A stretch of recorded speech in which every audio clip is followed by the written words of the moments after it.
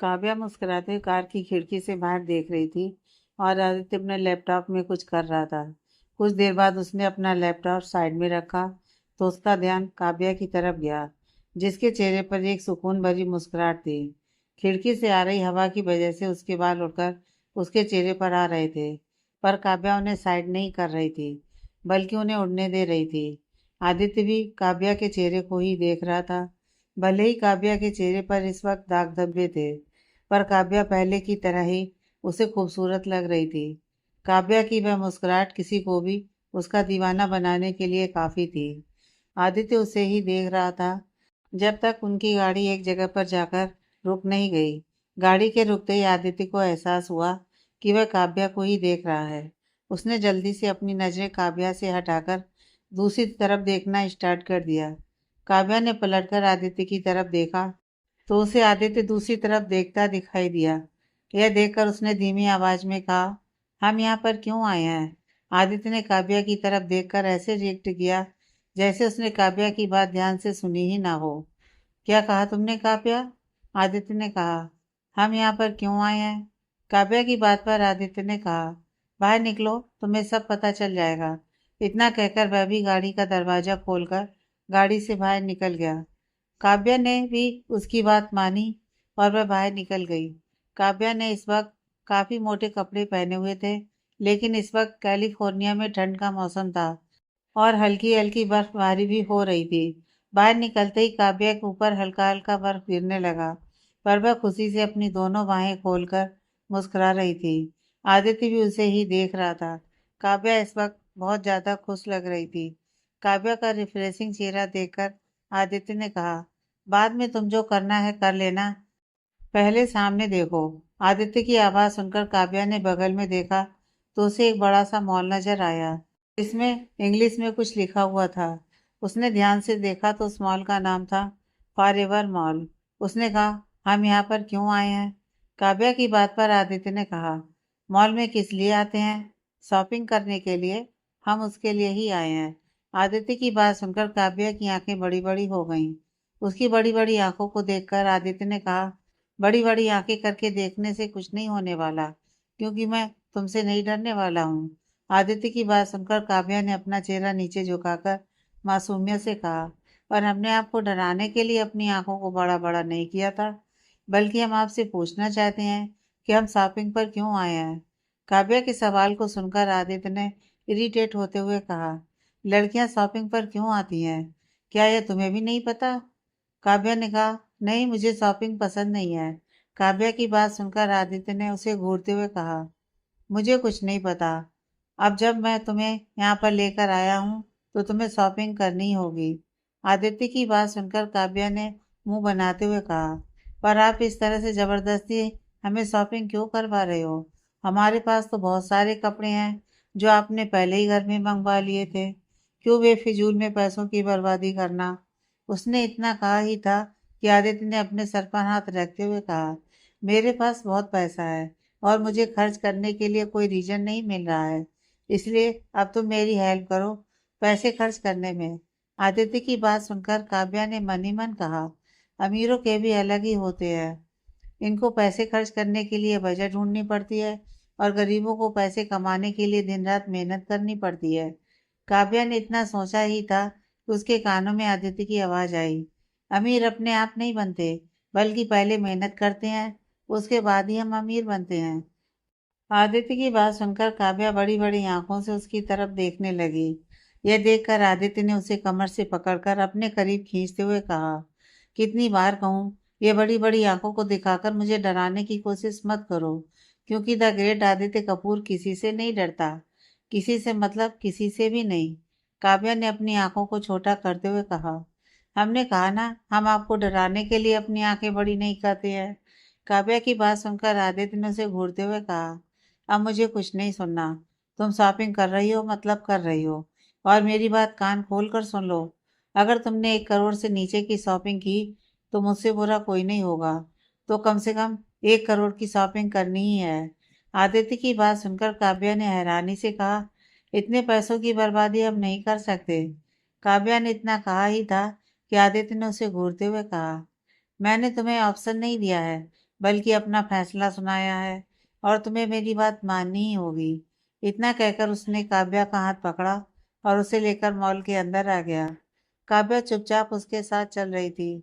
आदित्य उसका हाथ पकड़कर लंबे लंबे पैर बढ़ा रहा था, जिस वजह से काव्या को लगभग दौड़ना पड़ रहा था। उसने खुद से मनी मन कहा, एक टाइम ऐसा था जब मैं 1,000 रुपए खर्च करने से पहले 100 बार सोचती थी, और अभी आदमी मुझे एक साथ 1 करोड़ खर्च करने के लिए कह रहा है। किस्मत कितनी जल्दी बदलती है, कुछ नहीं कहा जा सकता। सोचकर काव्या आदित्य के साथ अपने कदम बढ़ाने लगी। यहाँ पर कोई भी उन दोनों को नहीं पहचान रहा था, जिसका रीजन यह था कि एशिया और यूरोप के देशों में काफ़ी अंतर था। और दूसरी बात यह थी कि आदित्य की फ़ोटो काफ़ी कम बारी मैगजीन में आती थी। इस वजह से आदित्य यहाँ पर नॉर्मल इंसान की तरह घूम सकता था, पर उसकी हैंडसम होने की वजह से लड़कियां बार बार पलटकर उसे घूर रही थीं। काव्या भी चुपचाप आदित्य के साथ अंदर आ रही थी। आदित्य काव्या को सीधा लेकर लिफ्ट में चला गया। उसने 3rd फ्लोर की बटन प्रेस की। कुछ ही देर में वह लोग 3rd फ्लोर पर आ गए। जैसे ही काव्या ने वहां पर कदम रखा, उस जगह को देखकर उसे ऐसा लगने लगा जैसे उसका सर चकरा ही जाएगा। वहां पर दुनिया भर के बेस्ट डिजाइनर उसकी डिजाइन की गई ड्रेस रखी हुई थी। दूसरी तरफ हर एक तरह की सैंडल रखी गई थी। एक फीमेल उसकी हर एक चीज पर वहां मौजूद थी। काव्या उन्हें देखते ही समझ गई कि इनकी कीमत लाखों में होगी। काव्या भी एक लड़की थी। उतनी प्यारी प्यारी और सुंदर चीजों को देखकर उसके चेहरे पर खुशी आ गई। और तभी उसे आदित्य की बात भी याद आ गई कि कम से कम तुम्हें 1 करोड़ की शॉपिंग करनी ही होगी। काव्या ने खुद से कहा, अब जब ये खुद कह रहे हैं तो हम क्यों पीछे हटें।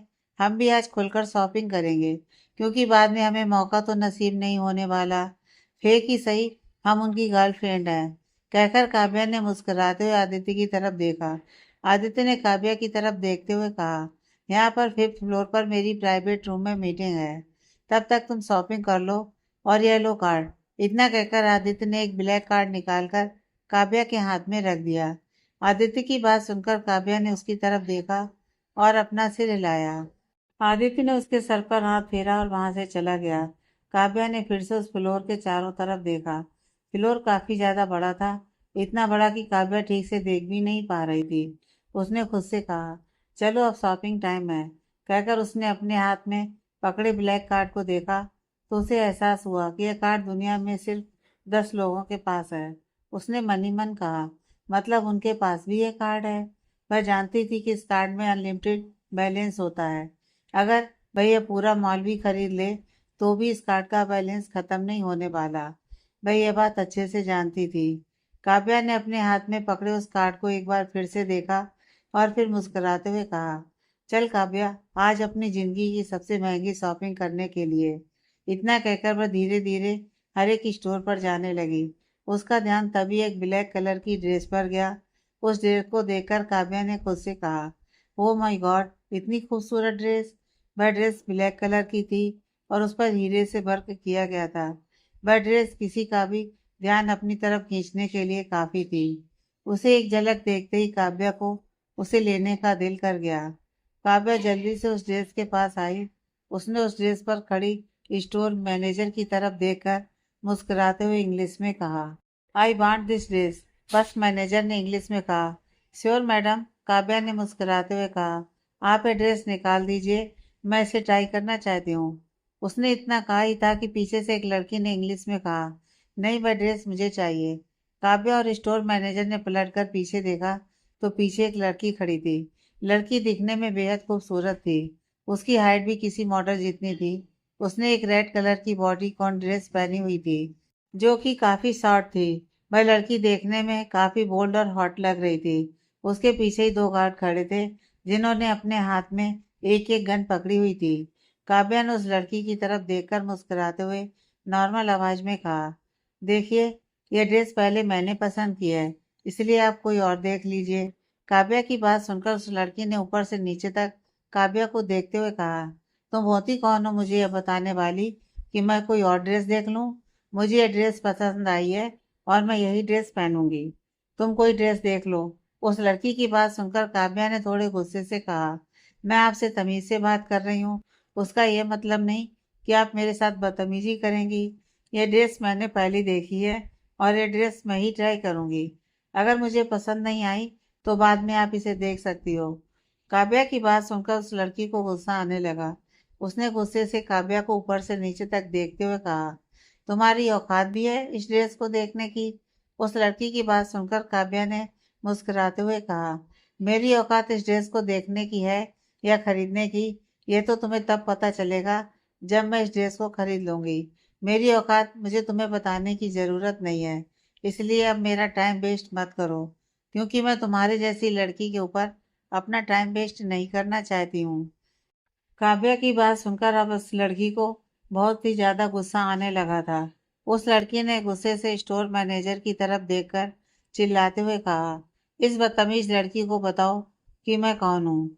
लगता है इसे अपनी जिंदगी से प्यार नहीं है, इसलिए मेरे साथ बेफजूल में लड़ाई कर रही है। वह स्टोर मैनेजर डरते डरते उस लड़की की तरफ देख रही थी, क्योंकि वह कोई और नहीं, यूएस की रॉयल फैमिली की प्रिंसेस क्रिस्टीना थी। प्रिंसेस क्रिस्टीना यूएस में काफ़ी फेमस थी, क्योंकि वह एरोगेट होने के साथ साथ बेहद खूबसूरत भी थी। कई सारे रॉयल फैमिली के लड़के उसके साथ शादी करना चाहते थे, पर अब तक उसने हर एक लड़के को रिजेक्ट ही किया था। प्रिंसेस क्रिस्टीना की बातें सुनकर उस स्टोर मैनेजर ने घबराते हुए काव्या की तरफ देखा और कहा, प्लीज मैडम, आप ये ड्रेस उन्हें लेने दीजिए। हमारे पास और भी बहुत सुंदर ड्रेस हैं, आप उनमें से कोई और चूज कर लीजिए। स्टोर मैनेजर की बात सुनकर काव्या ने थोड़े गुस्से से कहा, आपके मॉल में इसी तरह से कस्टमर के साथ भेदभाव किया जाता है? यह ड्रेस को पहले मैंने पसंद किया था, तो फिर आप यह ड्रेस मुझे देने की जगह पर इस लड़की को क्यों देना चाहती हो?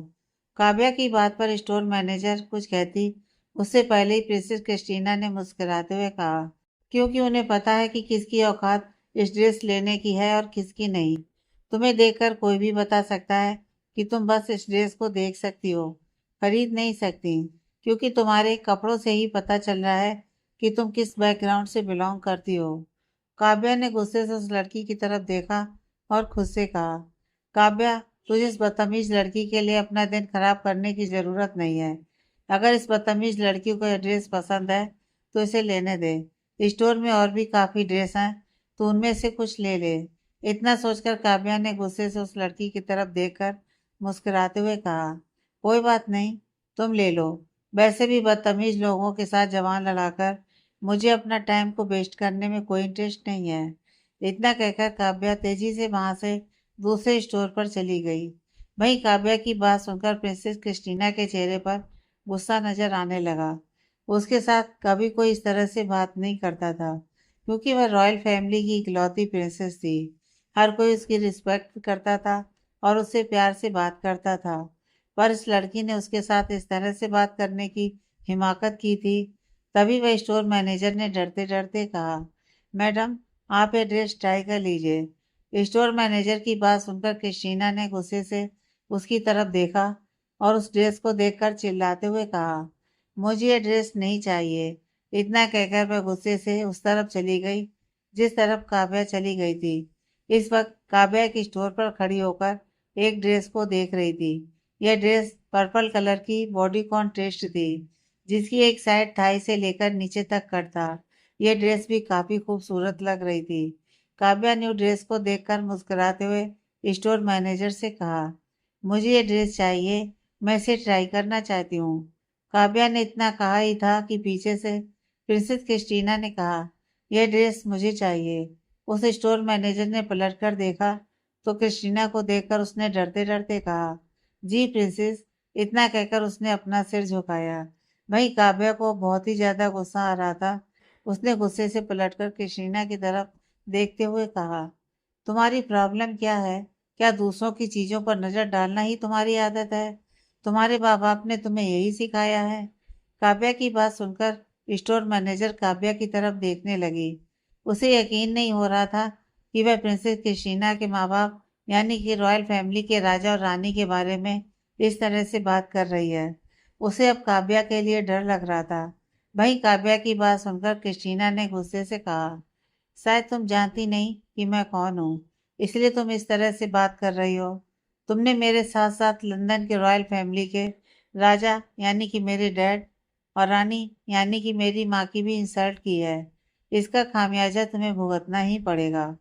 कृष्णा की बात सुनकर काव्या हैरानी से उसकी तरफ देखने लगी। उसे यकीन नहीं हो रहा था कि यह बदतमीज लड़की लंदन के राजा और रानी की बेटी हो सकती है। अब उसे थोड़ा डर भी लग रहा था।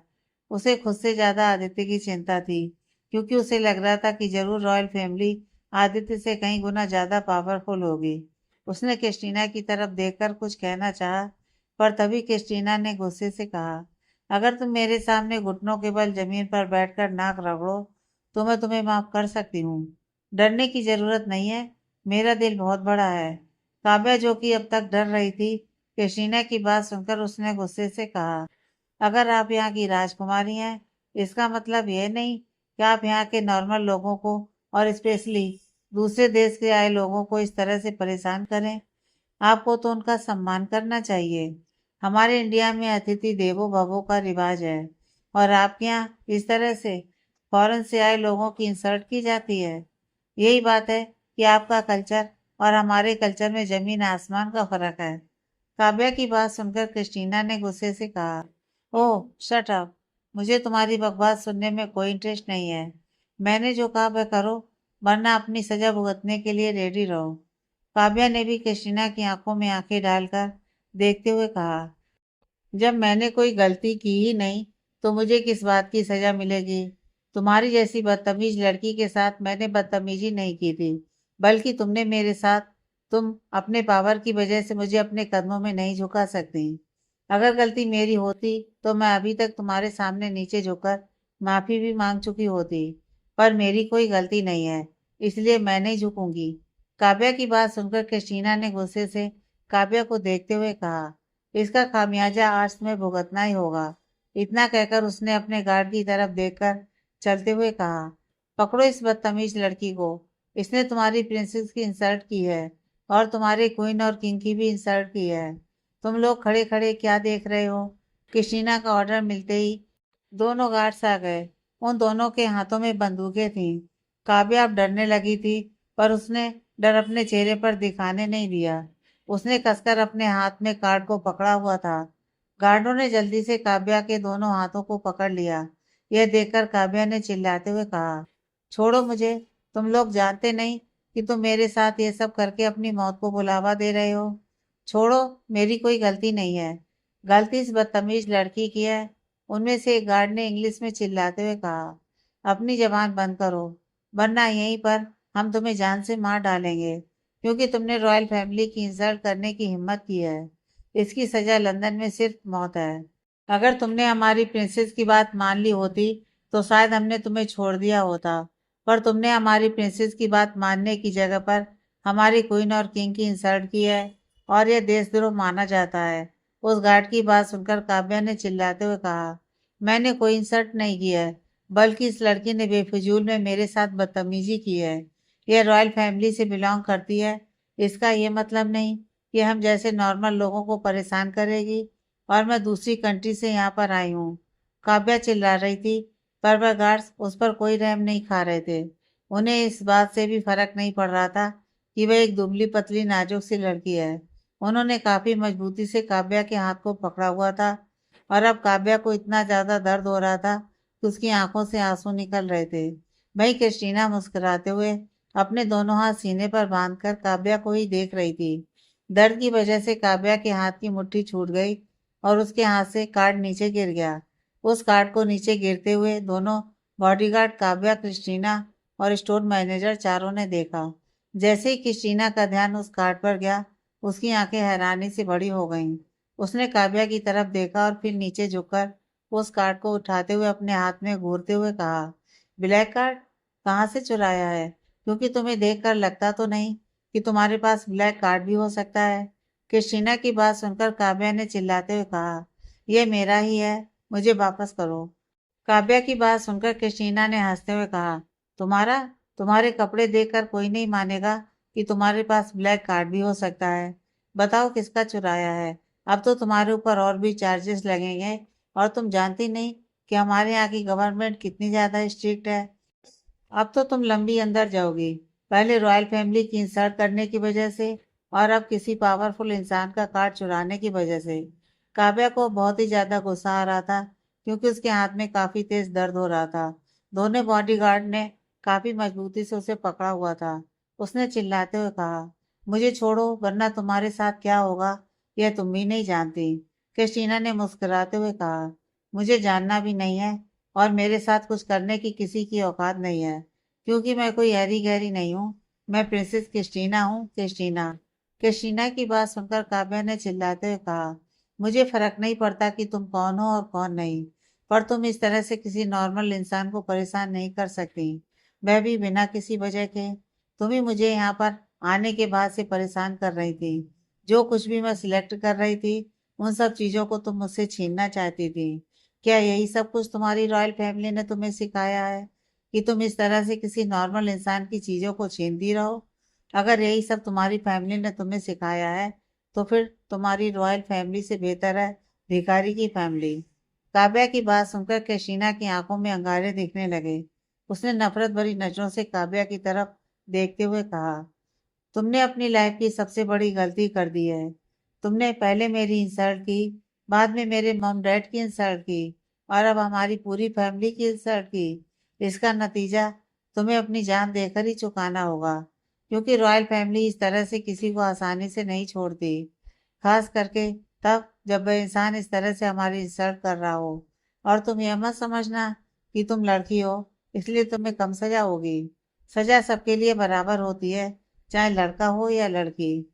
इसलिए अब तुम्हारी उल्टी गिनती शुरू हो चुकी है, कहकर क्रिस्टीना मुस्कुराने लगी। क्रिस्टीना की बात सुनकर काव्या ने गुस्से से कहा, तुम्हारी जैसी बदतमीज लड़की कर ही क्या सकती है? अपने परिवार का सहारा लेने के अलावा तुम्हारी औकात ही क्या है? तुम्हारी खुद की भी कोई पहचान है? अपने परिवार के नाम पर इसी तरह से सबको परेशान करती फिरती हो। अगर रॉयल फैमिली में पैदा ना होती, तो तुम्हारी खुद की भी कोई औकात नहीं होती। काव्या की बात सुनकर क्रिस्टीना ने चिल्लाते हुए कहा, अपनी बकवास बंद करो। मुझे ये मत बताओ कि मैं क्या हूँ और क्या नहीं। अब तुम अपने बारे में सोचो, क्योंकि जो कोई भी क्रिस्टीना के जाल में फंस जाता है, उसकी जिंदगी बर्बाद हो जाती है। और अब तुम बर्बादी की तरफ जाने वाली हो। तुम सोच भी नहीं सकती कि अब तुम्हारे साथ क्या क्या होगा। मुझे तो तुम्हारी हालत के बारे में सोचकर ही हंसी आ रही है। कृष्णा की बातें सुनकर काव्या ने भी मुस्कुराते हुए कहा, तुम्हारे जैसी लड़कियां और कर ही क्या सकती हैं? दूसरों को तकलीफ देकर मुस्कुराने वाले खुद अंदर से कमजोर होते हैं, तभी वह दूसरों को तकलीफ देते हैं। जिनके अंदर इंसानियत नहीं होती, वही तुम्हारी जैसी बातें करते हैं, क्योंकि वह खुद को भगवान समझते हैं। तुम बस रॉयल फैमिली की एक बिगड़ी हुई शहजादी हो, जो खुद को भगवान समझने लगी हो। पर बहुत जल्दी तुम्हारा ये घमंड टूटेगा, और वह इस तरह से टूटेगा कि तुम्हें संभलने का भी मौका नहीं मिलेगा। काव्या की बातें सुनकर कैशीना बुरी तरह से इरिटेट हो चुकी थी। आज से पहले इस तरह से उसके साथ किसी ने भी बात नहीं की थी, पर काव्या थी कि उससे डरने की जगह उसके साथ लगातार बदतमीजी कर रही थी।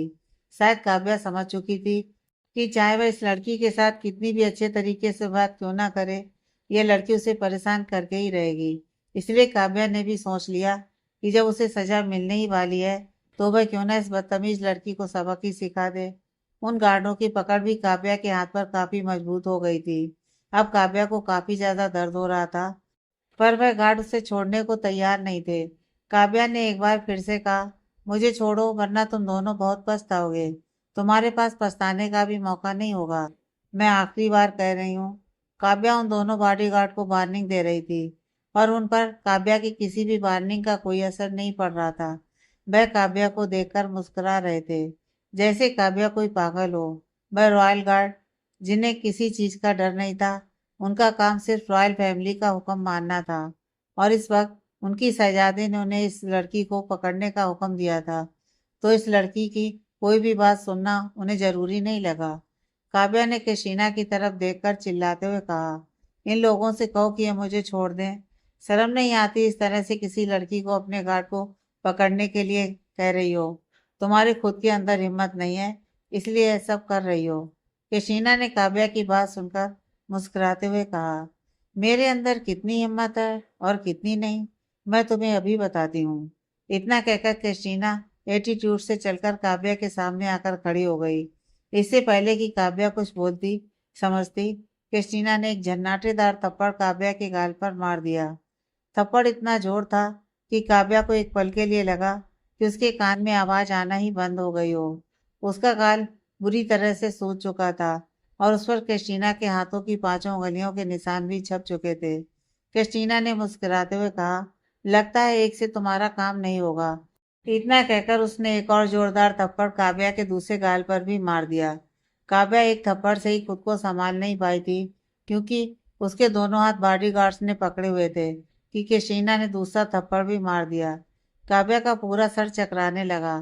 काव्या पहले से ही काफी ज्यादा कमजोर हो गई थी और क्रिस्टीना ने उसे इतनी जोर से मारा था।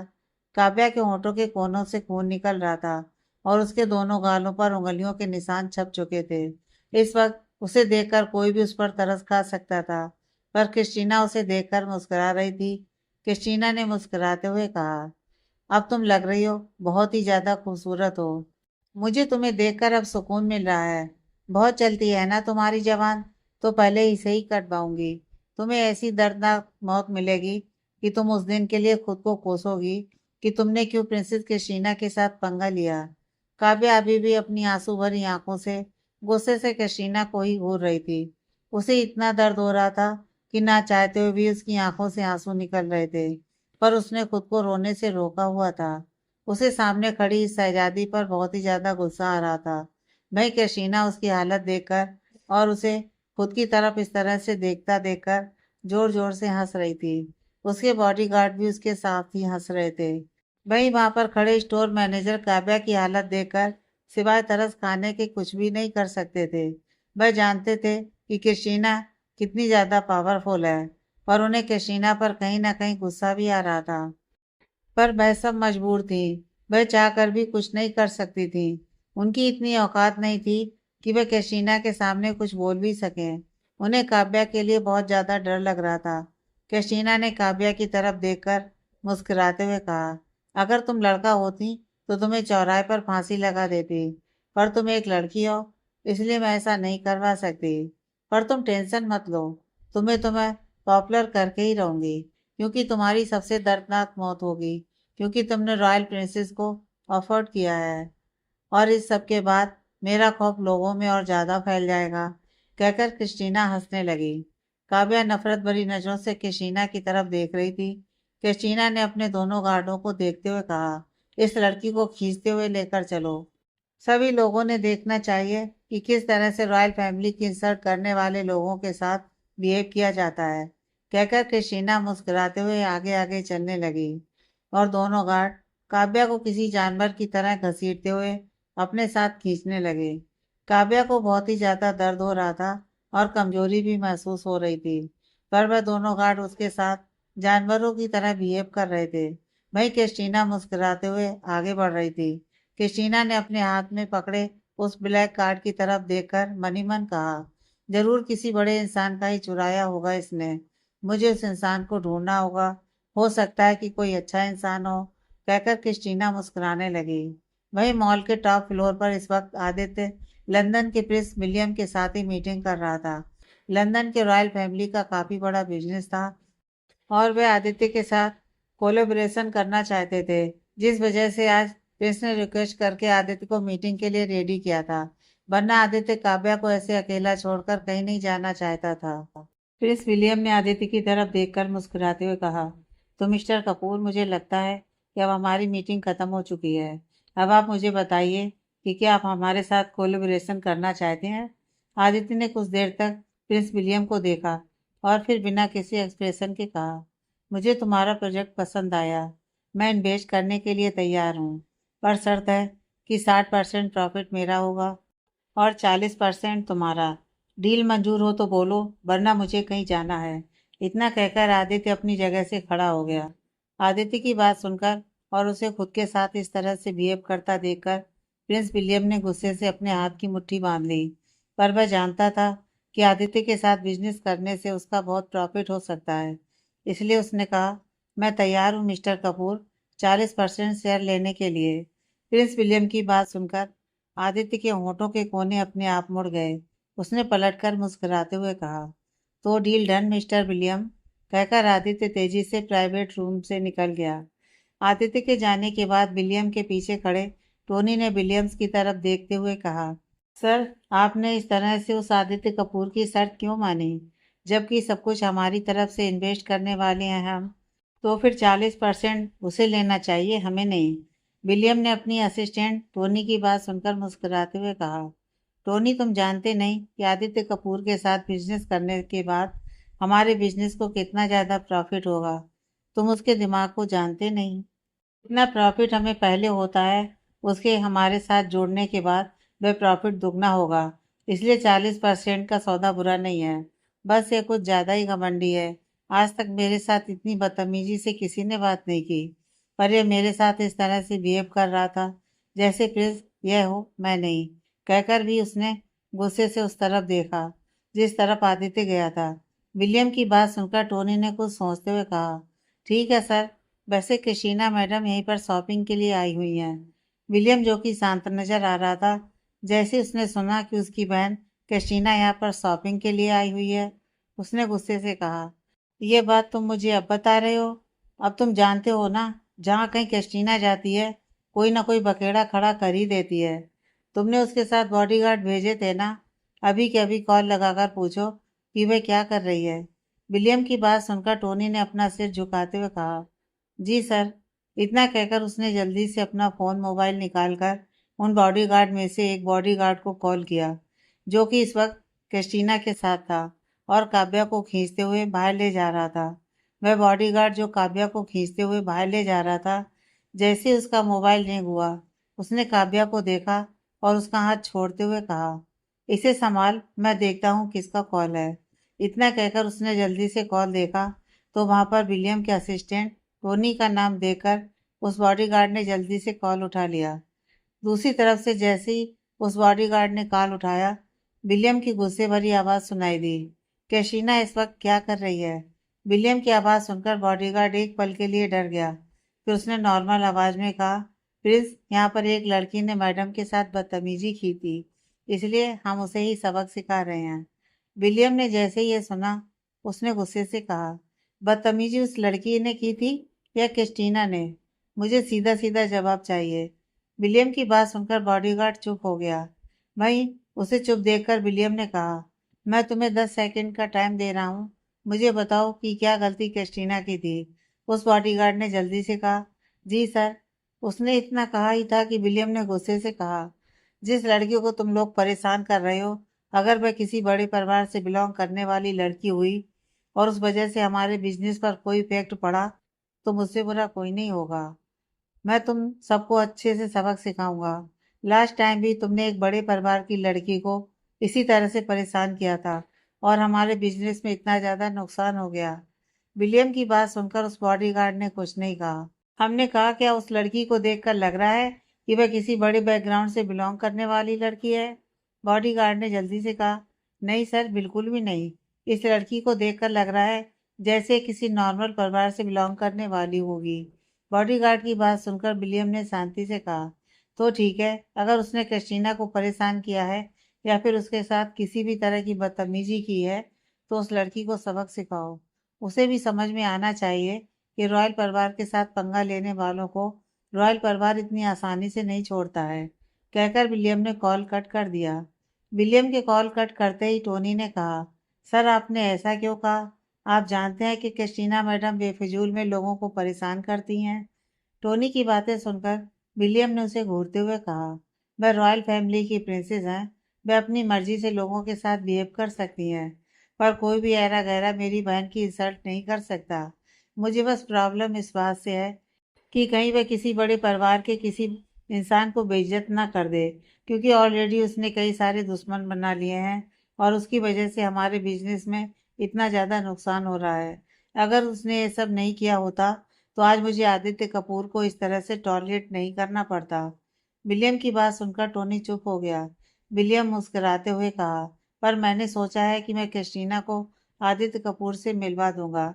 अगर आदित्य कपूर को क्रिस्टीना पसंद आ गई और उन दोनों की शादी हो गई, तो कोई चाह कर भी हमारा कुछ भी नहीं बिगाड़ पाएगा, क्योंकि आदित्य कपूर जितना पावरफुल है, उतना बिजनेस इंडस्ट्री में फिलहाल कोई भी नहीं है।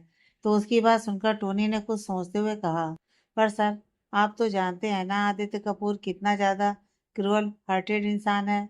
मैंने तो यह भी सुना है कि इसके अंदर फीलिंग्स नाम की चीज़ नहीं है।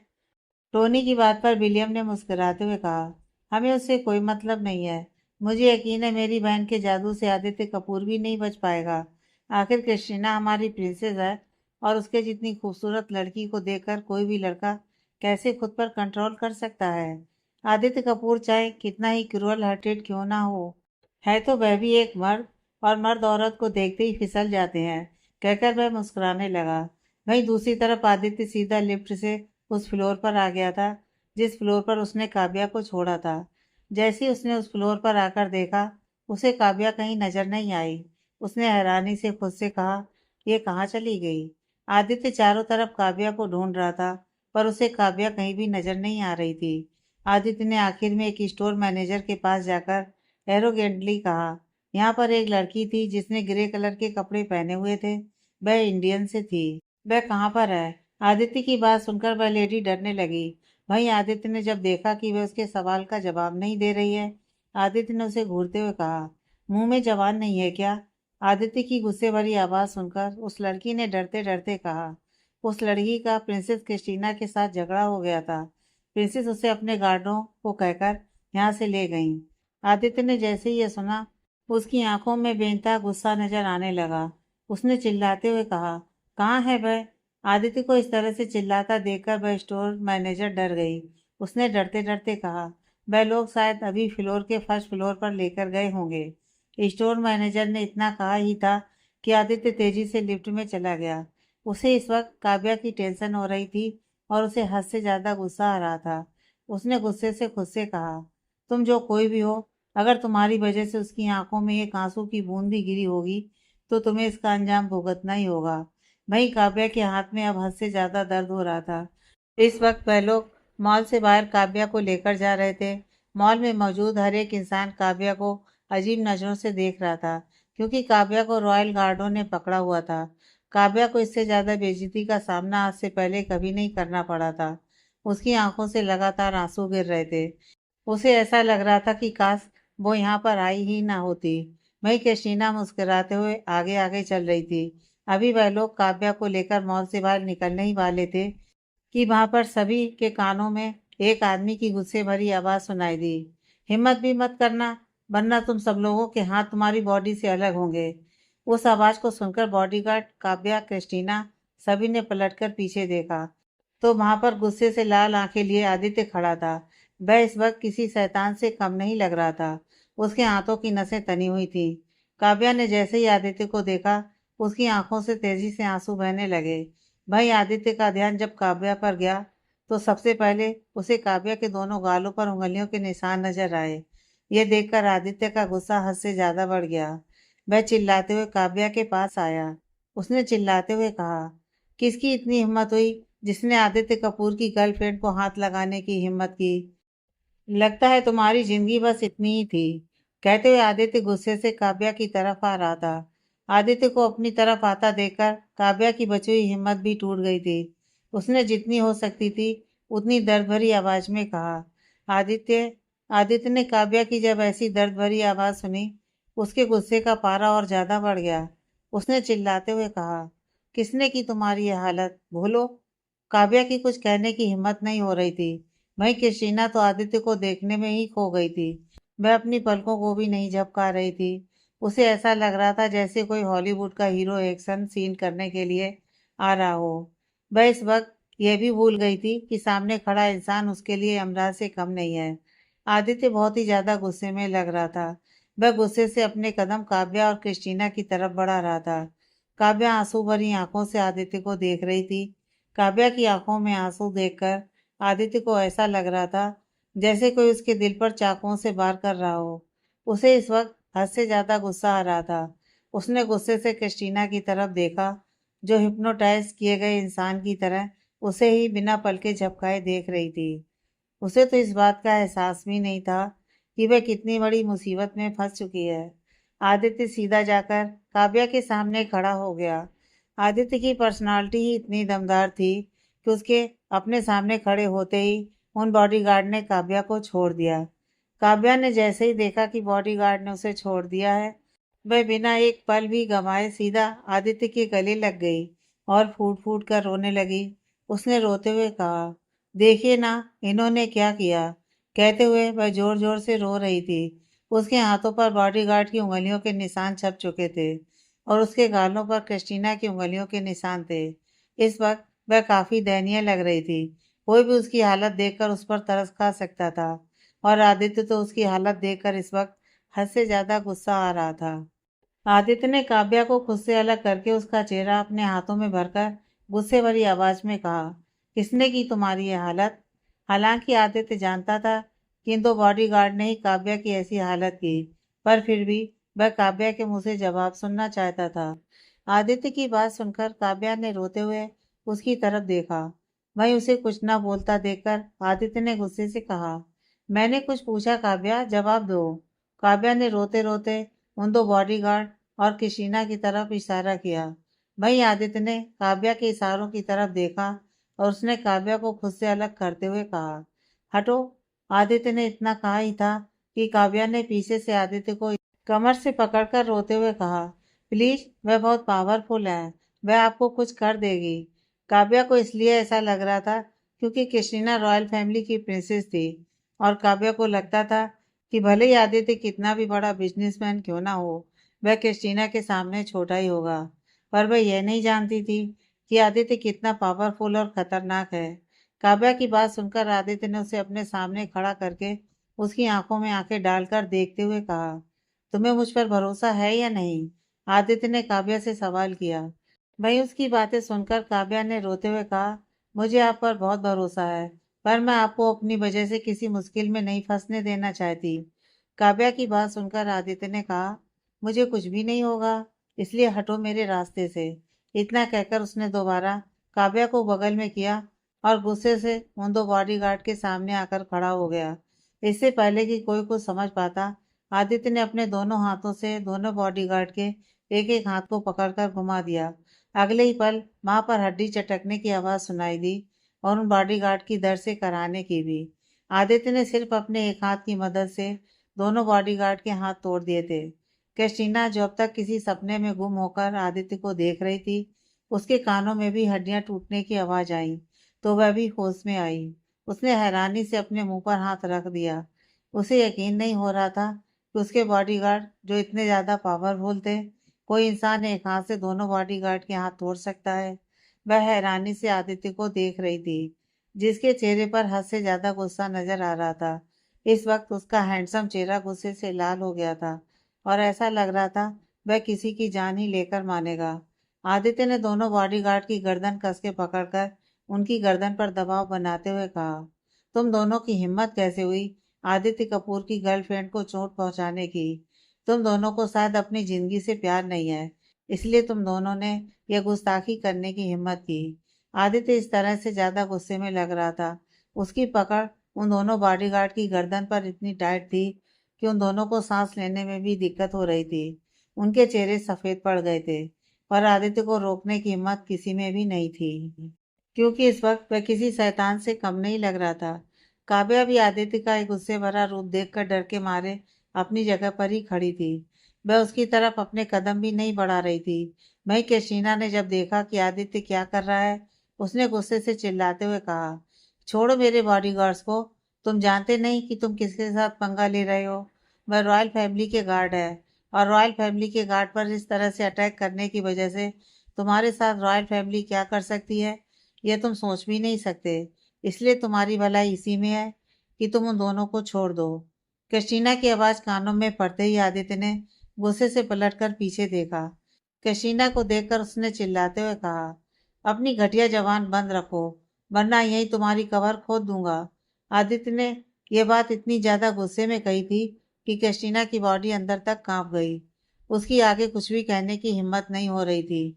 आदित्य ने उन दोनों बॉडीगार्ड को गुस्से से छोड़ते हुए कहा, तुम दोनों को इतनी आसान मौत नहीं मिलेगी।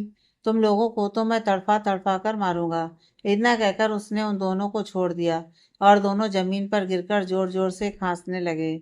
उनकी हालत हद से ज्यादा खराब हो गई थी। ऐसा लग रहा था कि अगर आदित्य ने थोड़ी देर तक उन दोनों को नहीं छोड़ा होता तो शायद अब तक दोनों मर चुके होते। भाई क्रिस्टीना को समझ में नहीं आ रहा था कि आखिर ये इंसान इतना ज्यादा गुस्सा क्यों हो रहा है। अभी वह कुछ सोचती या समझती, उससे पहले ही आदित्य गुस्से से उसके सामने आकर खड़ा हो गया। थोड़ी देर पहले जिस क्रिस्टीना को आदित्य ज्यादा हैंडसम लग रहा था, अब उसे ही आदित्य शैतान का दूसरा रूप लग रहा था। उसने कुछ कहना चाहा, तभी उसके गाल पर एक जन्नाटेदार थप्पड़ लगा। यह किसी और ने नहीं बल्कि आदित्य ने मारा था। आदित्य का थप्पड़ इतना जोरदार था कि क्रिस्टीना का पूरा सर चकराने लगा।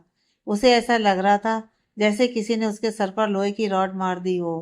उसकी कुछ भी कहने की हिम्मत नहीं हो रही थी। उसने काफी मुश्किल से खुद को संभाला।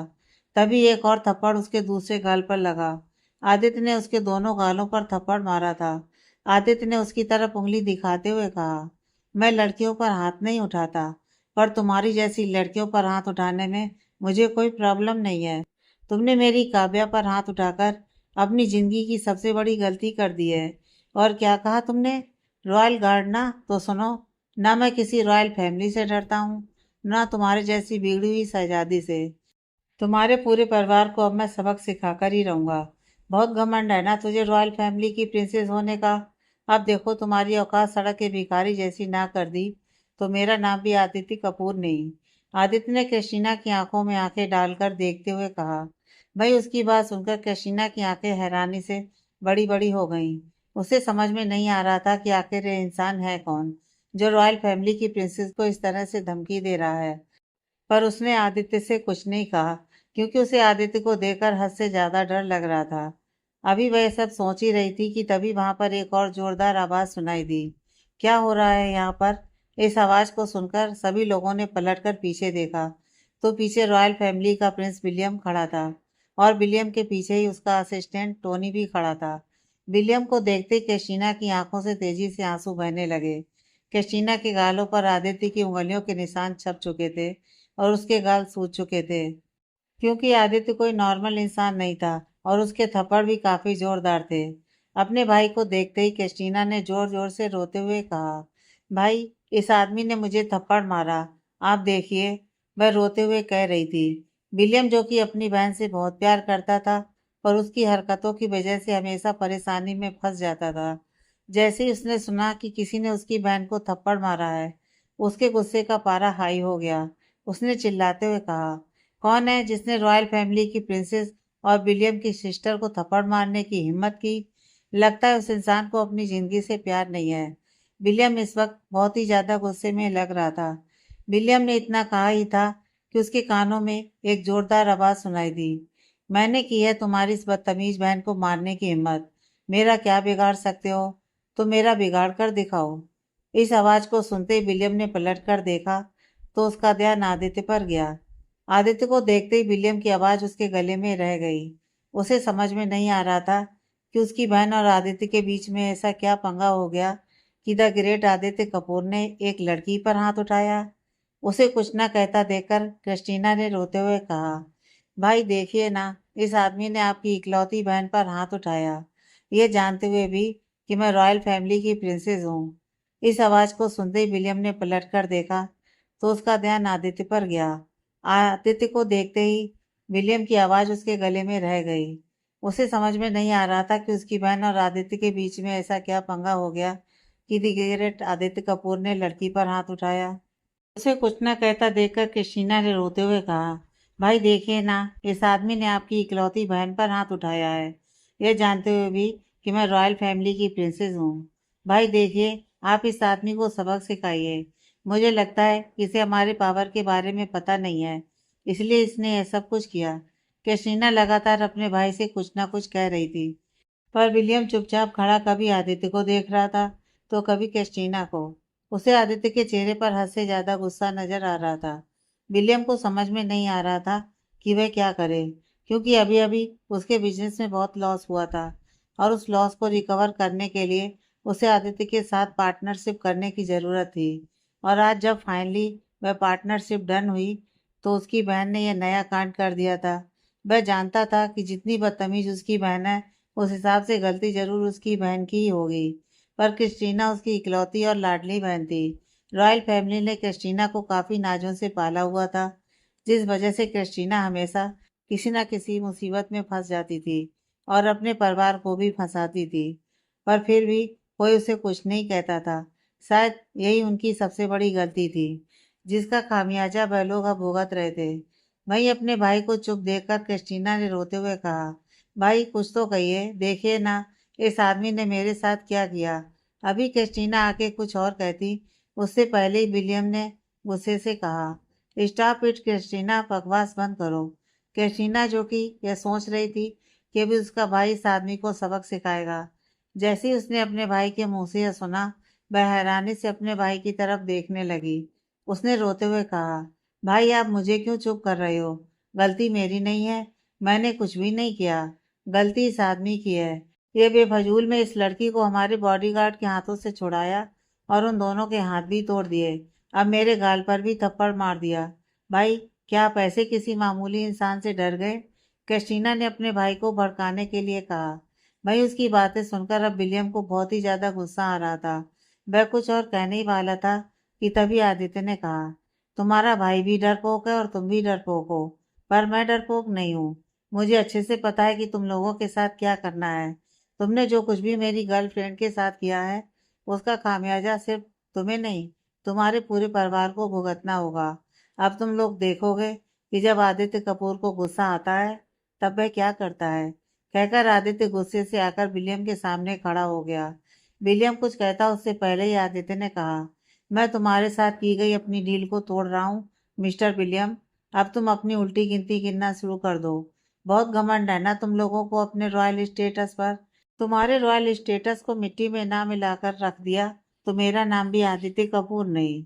बहुत जल्दी तुम दोनों भाई बहन सड़क पर भीख मांगते हुए नजर आओगे, और तुम्हारी ये बहन जो गरीबों के साथ बदतमीजी करती है, एक दिन उनके पास ही बैठकर भीख मांगेगी। मेरा ये तुमसे वादा है। आदित्य की बात सुनकर अब विलियम को भी गुस्सा आने लगा। उसने भी गुस्से से कहा, मिस्टर आदित्य कपूर, मैं कुछ नहीं कह रहा, इसका मतलब यह नहीं कि आप बदतमीजी करें। मुझे नहीं पता कि यहाँ पर क्या हुआ है और क्या नहीं, और आप बेफजूल में मुझे ये सब सुना रहे हैं। अगर आपको मेरे साथ डील नहीं करनी तो मत कीजिए। मेरे पास भी कई और लोग हैं जो मेरे साथ काम करने के लिए तैयार हैं, पर मैंने आपको चुना था क्योंकि मुझे लगा था कि आप प्रोफेशनल हैं। पर इस तरह से एक झगड़े की वजह से आपने मेरे साथ अपनी डील तोड़ दी। इससे यह साबित होता है कि आप अपने बिजनेस को किस तरह से चलाते हैं। विलियम की बात सुनकर आदित्य ने हंसते हुए कहा, अपनी बातों की जाल में फंसाकर तुम्हें क्या लगता है कि तुम डील वापस ले लोगे?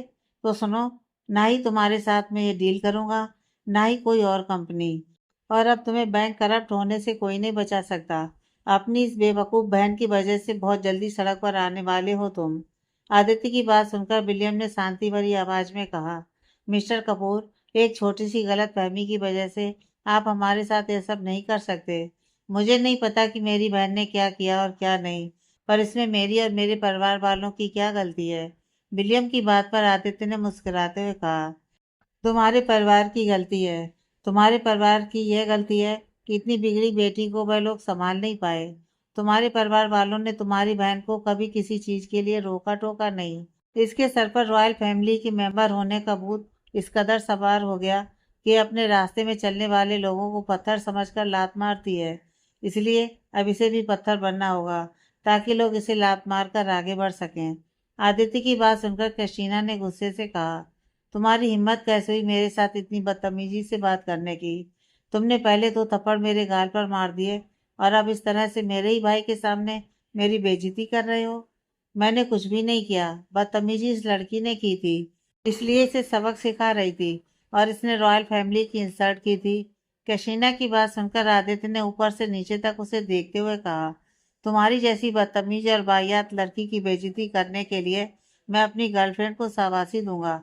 आदित्य के मुंह से खुद के लिए ऐसे शब्द को सुनकर कैस्टीना ने चिल्लाते हुए कहा, अपनी जबान बंद रखो। आदित्य ने उसे गुस्से से देखते हुए कहा, मुझे क्या करना है और क्या नहीं यह तुम्हें बताने की जरूरत नहीं है। निकलो यहाँ से, वरना कहीं ऐसा ना हो कि तुम भी इन दोनों की तरह लंगड़ी लूली होकर चली जाओ।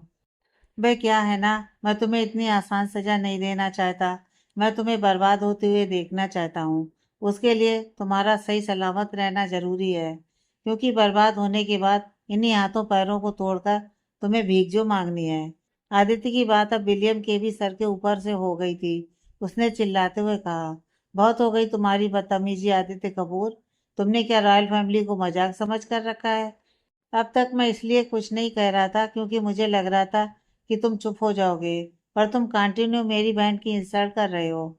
इसका अंजाम तुम्हें भुगतना होगा। विलियम की बात पर आदित्य ने कहा, मैं इंतजार करूंगा। अब निकलो दोनों यहाँ से। इतनी बेइज्जती होने के बाद विलियम वहां पर नहीं रुक सकता था। उसने क्रिस्टीना का हाथ पकड़ा और वहां से तेजी से निकल गया। भाई क्रिस्टीना गुस्से से आदित्य और काव्या को देख रही थी। भाई उन दोनों के जाते ही काव्या सीधा जाकर आदित्य से लिपट गई और फूट फूट कर रोने लगी। उसने आदित्य से कहा, आई एम सॉरी। सब मेरी वजह से हुआ है। सब कुछ सिर्फ मेरी वजह से हुआ है। काव्या बहुत ज्यादा रो रही थी। आदित्य ने उसके सर पर हाथ फेरते हुए कहा, तुम्हारी वजह से कुछ भी नहीं हुआ है, इसलिए रोना बंद करो। मैंने कितनी बार कहा है, इस तरह से रोना कायरों की निशानी होती है। और मैंने तुमसे कहा था ना, कोई भी अगर तुम्हारे साथ बदतमीजी करे तो उसे सबक सिखाने के लिए पहले कभी मत सोचना। जो दिल में आए वह कर देना। उसके बाद जो कुछ भी होगा वह मैं संभाल लूंगा।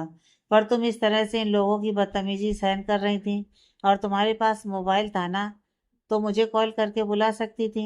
तुम किस चीज़ का इंतजार कर रही थी कि ये लोग तुम्हें रॉयल फैमिली की जेल में ले जाकर डाल दें? बोलो। आदित्य की बात सुनकर काव्या चुपचाप उसकी तरफ देखने लगी। उसे समझ में नहीं आ रहा था कि उसे क्या कहना चाहिए। आदित्य ने काव्या की गालों की तरफ देखा, जिस पर सूजन आ गई थी। उसे इस वक्त विलियम और उसकी फैमिली पर बहुत ही ज्यादा गुस्सा आ रहा था। उसने मन ही मन ठान लिया था कि वह लंदन की रॉयल फैमिली को बर्बाद करके ही रहेगा। उसने काव्या का हाथ पकड़ा और तेजी से मॉल से बाहर आ गया। कुछ देर बाद वह लोग गाड़ी में बैठे हुए थे और आदित्य अपने हाथ में एक अपॉइंटमेंट लेकर काव्या के गालों पर लगा रहा था। काव्या चुपचाप अपनी आंखें बंद करके आदित्य की उंगलियों को अपने गालों पर महसूस कर रही थी। वह पहला शख्स था जो कि उसका इतना ध्यान रख रहा था। इतने दर्द में होने के बावजूद भी उसके चेहरे पर मुस्कुराहट थी, क्योंकि कोई था जिसे उसकी बाद ही किसी के लिए वह भी जरूरी थी। आज इस बात का एहसास उसे पहली बार हो रहा था। उसने खुद से कहा, काश हमारा साथ हमेशा का होता। पर जितना भी है, यह एहसास मुझे जिंदगी में दोबारा जीने को नहीं मिलेंगे। इसलिए मैं इस हर पल को खुलकर जीना चाहती हूँ। काव्या ने खुद से कहा और मुस्कुराते हुए आदित्य को देखने लगी, जिसका पूरा ध्यान उसके गालों पर ऑइंटमेंट लगाने में था। Next part.